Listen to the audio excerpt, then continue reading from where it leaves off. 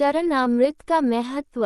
अक्सर जब हम मंदिर जाते हैं तो पंडित जी हमें भगवान का चरणामृत देते हैं, पर क्या कभी हमने ये जानने की कोशिश की कि चरणामृत का क्या महत्व है।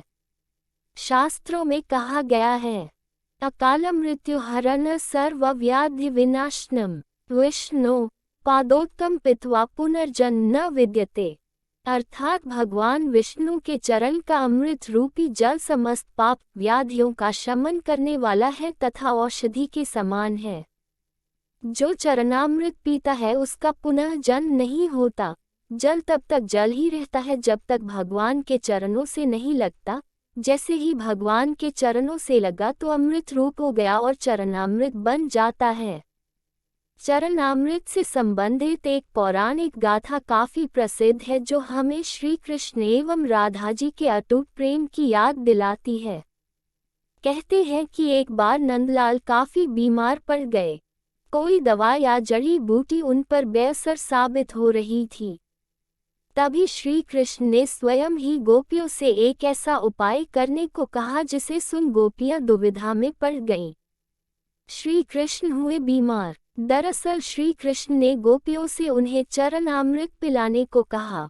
उनका मानना था कि उनके परम भक्त या फिर जो उनसे अति प्रेम करता है तथा उनकी चिंता करता है, यदि उसके पांवों को धोने के लिए इस्तेमाल हुए जल को वे ग्रहण कर ले तो वे निश्चित ही ठीक हो जाएंगे। लेकिन दूसरी ओर गोपियां और भी चिंता में पड़ गईं। श्री कृष्ण उन सभी गोपियों के लिए बेहद महत्वपूर्ण थे। वे सभी उनकी परम भक्त थी, लेकिन उन्हें इस उपाय के निष्फल होने की चिंता सता रही थी।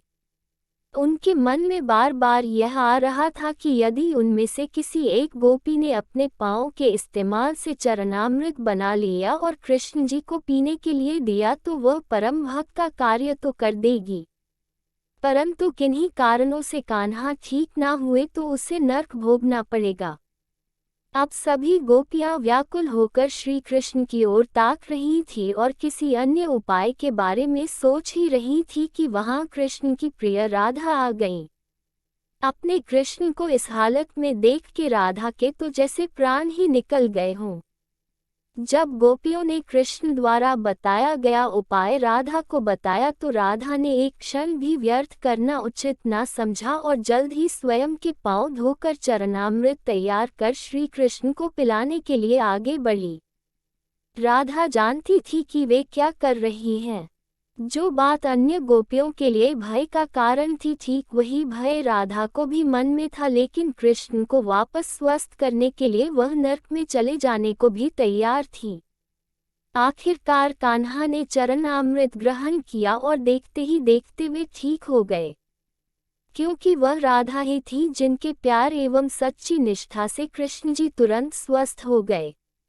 अपने कृष्ण को निरोग देखने के लिए राधा जी ने एक बार भी स्वयं के भविष्य की चिंता ना की और वही किया जो उनका धर्म था।